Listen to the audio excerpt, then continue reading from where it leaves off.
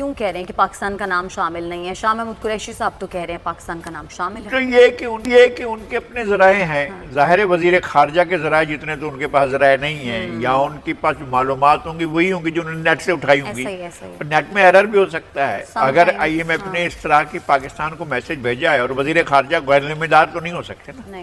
ہم یہ تو نہیں کہہ سکتے کہ وزیر خارجہ جو ہے وہ آج خود یہ بات کر رہے ہیں اور آئی ایم ایف نے نہیں کی ہے اور اس نے پاکستان کا نام شامل نہیں کیا ہے اور وزیر خارجہ کہہ رہے ہیں. تو کیا وزیر خارجہ اپنے گھر سے لا کر دیں گے، ملتان سے لا کر دیں گے، یا آ کر کہیں گے کہ جی میں جو ہوں اپنا بہاؤالدین زکریا ملتانی رحمۃ اللہ علیہ کے جو درگاہ کے آمدنی ہے وہ میں حوالے کرتا ہوں ان کو. ویسے بھی وہ اوقاف والے جاتے ہیں. لیکن میں یہ کہہ رہا ہوں کہ نہیں ہے ایسا.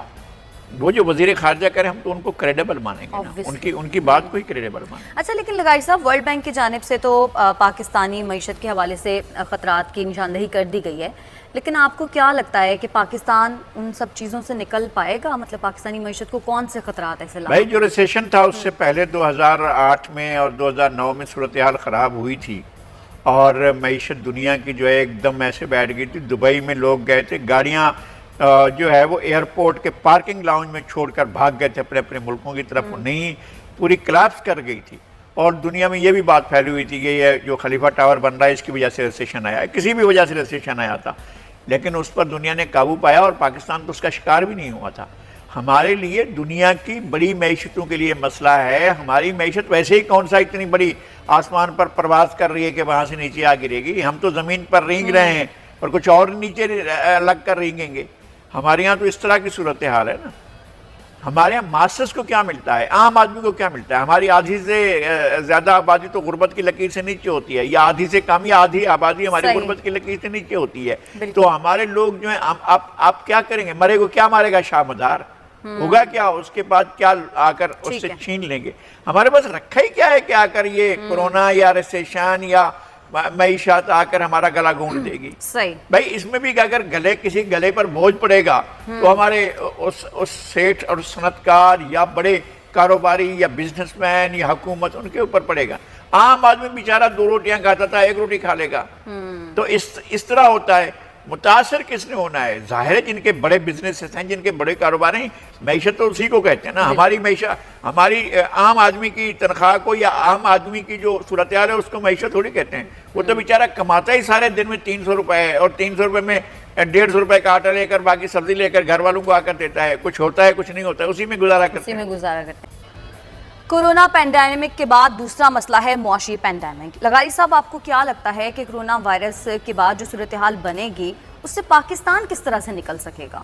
پاکستان ہمارے لیے سب سے بڑا سوال ہی یہی ہے کہ ہم اس ساری صورتحال میں ایک تو کرونا سے کیسے نمٹیں گے، اور کرونا ختم کب ہوتا ہے، اور پھر کرونا ختم ہونے کے بعد ہم اپنے معاشی مسائل سے کیسے نکلیں گے. اس وقت ہمارے لیے یہی سوال ہے، اور نہ صرف ہمارے لیے بلکہ ساری دنیا کے لیے. امریکہ کا سب سے بڑا سوال کیا ہے؟ کرونا اور اکنامی. رشیا کا کیا بڑا سوال ہو سکتا ہے؟ کرونا اور اکنامی. یورپ کا کسی بھی ملک کا، اٹلی کا، اسپین کا، فرانس کا، برطانیہ کا، جرمنی کا، کسی بھی ملک کا کیا سب سے بڑا سوال ہو سکتا ہے؟ وہ یہی ہے. ہم لوگ تو بہت غریب اور چھوٹی اکنامی والے ملک ہیں. جن ملکوں میں خربوں کے حساب سے پیداوار کرنے اور بزنس کرنے والے ممالک ہیں، جن کی اکنامیز پاکستان سے کئی گنا زیادہ بڑی ہیں اور ان کا حجم بہت بڑا ہے، وہ بیٹھ رہی ہیں. تو ایسی ساری صورتحال میں ہم کہاں کھڑے ہوں گے؟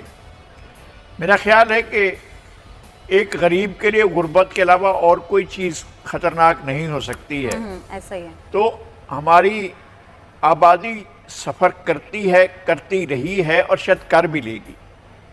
لیکن ان ملکوں سے ہم پوچھیں گے جن کی اکنامی کے بہت بڑے ٹاورنگ فیگر وہ ٹاورز کھڑے ہوئے تھے، اور جن کی اکنامی جو ہے وہ ایسا لگتا تھا کہ جناب آپ جب جائیں گے نیو یارک میں اور وہاں کے سٹاک مارکیٹ میں اور وال اسٹریٹ پر جائیں گے تو دنیا کی سب سے بڑی طاقتور اکنامی کا محلات کھڑے ہوں گے. وہ سارے محلات تو اس وقت تو زمین بوس ہیں. اور یہی حال ہے، آپ اگر چلے جائیں پیرس میں لا ڈیفنس کے علاقے میں یا دوسرے علاقوں میں چلے جائیں تو پتہ چلے گا کہ جناب بیٹھ چکا ہے. اور یہاں پر آپ جائیں ایکسپورٹ سرکس میں لندن میں تو پتہ چلے گا کہ سارے کے سارے مال بند پڑے ہوئے ہیں، اور سارے کے سارے بزنس جن کا ڈیلی کا بزنس کروڑوں پاؤنڈ کا ہوتا تھا، اربوں پاؤنڈ کا پورے ملک کے اندر پیسہ ادھر سے ادھر ہوتا تھا اور بزنس ہوتا تھا، سارا ٹھپ پڑا ہوا ہے۔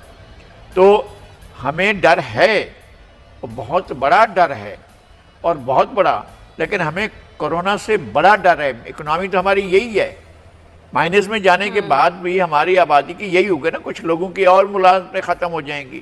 ایسا ہی ہے، ہم پہلے ہی بہت بڑی مصیبت کا شکار ہیں، ہمارے لوگ تو ان کو ٹھیک طریقے سے کھانا، علاج، پانی نہیں ملتا ہے، نہیں ملتا، اور وہ حکمرانوں کی پالیسیوں کے سبب ایسا تھا، جو بھی انہوں نے پالیسیاں اختیار کر رکھی تھی۔ اور اب ایک قدرتی آفت ہے جس کی وجہ سے ہم لوگ پریشانی کا شکار ہیں، لیکن جن اداروں نے 72 سال کمایا اور عمارتیں کھڑی کر دی، ان کی دولت دنیا بھر میں پھیلی ہوئی ہے، کیا لوگوں کو تنخواہ نہیں دے سکتے؟ کیا آپ ان اداروں کی بات کریں جن کے کروڑوں کے اربوں کے اثاثے ہیں، وہ لوگوں کو تنخواہ نہیں دے سکتے؟ تنخواہ کا ان کا والیوم ہی کتنا ہوتا ہے؟ ایسا ہی ہے۔ ایک سیٹھ کہہ رہا تھا کہ جناب کتنا اس دفعہ کا ہمارا کتنا ہوا ہے، ہم نے کتنی ریکوریز کی ہیں؟ کہا کہ جناب 1 ارب اور 80 کروڑ ہوئی۔ انہوں نے کہا مجھے بھجوا دو۔ انہوں نے کہا سر اس میں 6 کروڑ رکھ لیتے ہیں تنخواہوں کے لیے۔ انہوں نے کہا چھوڑے تنخواہوں کی باتیں، مجھے بھجوا دو۔ تو جن کے ماہانہ ریونیوز اتنے جمع ہوتے ہیں اور وہ 6 کروڑ تنخواہ بھی نہ دیتے ہوں، تو پھر اس کا مطلب یہ ہے کہ تنخواہ ہیں بعض ادارے جو تنخواہ نہیں دے سکتے، لیکن بعض ادارے یہ ہیں کہ وہ کئی برس تک بھی تنخواہ دے سکتے ہیں۔ سنیے لغاری صاحب، آپ کو کیا لگتا ہے کہ پاکستان میں چینی اور آٹا بحران کی جو وجہ ہے وہ ذخیرہ اندوزی ہے؟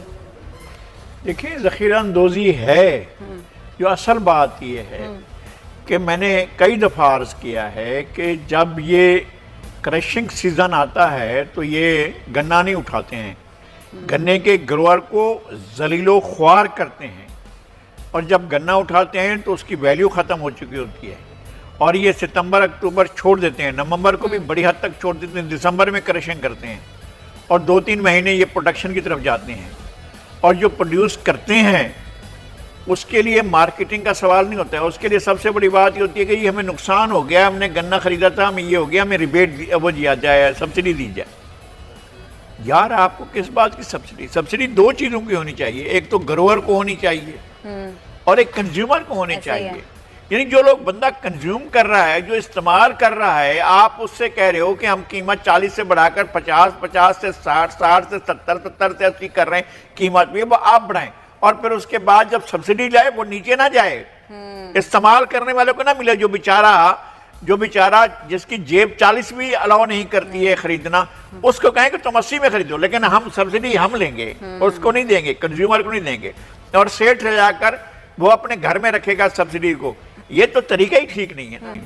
اچھا لغاری صاحب، آپ نے انتظامات کی بات کی، تو انتظامات تو بہت زیادہ ناقص ہیں، کیونکہ کئی جگہوں پر ہم دیکھ رہے ہیں کہ پولیس اہلکاروں کی اور عملے کی بدتمیزیاں بھی سامنے آ رہی ہیں، آپس میں ہاتھا پائی بھی ہو رہی ہے، اور جو لوگ وہاں پہ موجود ہیں ان کی جانب سے بھی شکایات سامنے آ رہی ہیں کہ انہیں امداد نہیں مل رہی۔ تو اس سلسلے میں کیا میرا میکینزم تجربہ بنانا چاہیے؟ مختلف ہے۔ میں تو یہ کہتا ہوں کہ اس بار پولیس نے جو صبر و ضبط، تحمل، برداشت کا مظاہرہ کیا ہے، وہ میرے لیے ایک انوکھی بات ہے۔ اچھا نہیں لغاری صاحب، بھائیو پاکستانی بنو یار، ایسا نہیں کرو، ایک کا دکا کیس ہوتا ہے، یہ ہوا ہوگا، لیکن ہم اب تک جہاں بھی جا رہے ہیں، جس طرح سے بھی ہمیں گزرنا بہت تعاون کری ہے پولیس کا رویہ جو ہے وہ حیرت انگیز طور پر تبدیل حالات کے مطابق ہے۔ میں یہ نہیں کہتا ہوں، حالات ایسے ہیں، انہیں بھی نظر آتا ہے کہ صورتحال ٹھیک نہیں ہے، عزت سے بات کرتے ہیں، اور لوگ ادب سے، احترام سے ہر آدمی کی وہ عزت کر رہے ہوتے ہیں، اور لوگوں کو یہ رعایت دے رہے ہوتے ہیں۔ لوگ جس طرح سے ایک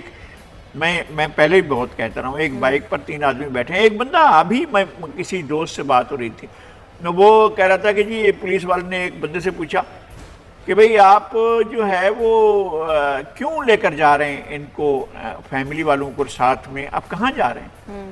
اس نے کہا میں جو ان کو لاک ڈاؤن دکھانے جا رہا ہوں۔